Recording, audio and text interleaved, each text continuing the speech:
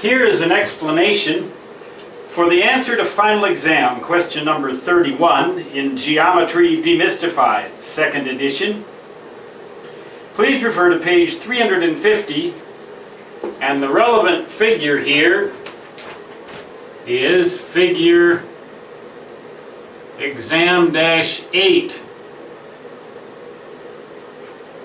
on page 350. We're asked, what is the range of values in radians that this angle right here can have between this side and the extension of the side next to it? Now we're going to assume that this point is convex for the purposes of this question, so that this represents an exterior angle.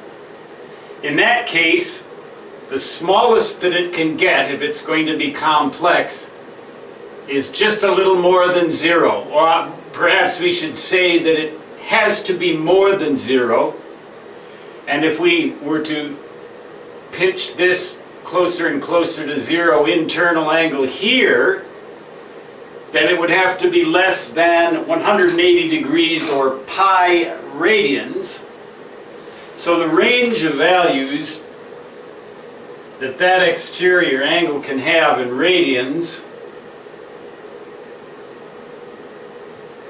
if we call it theta, it has to be more than 0 and less than pi.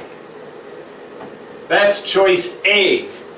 Now we might ask ourselves, how do we define an exterior angle when we've got a concave point like that? Do we define the exterior angle as this one outside here? Or do we define it like this? Or do we define it some other way, like negative? Well, in this book we just haven't gotten into that issue as to what we do to define an exterior angle when we have a concave point like that. So for now, what we're going to do is we're going to assume that this is a convex point as it appears in the diagram here. So that's choice A. There are a number of ways to define exterior angles in cases like that. However, we're not going to get into that right now.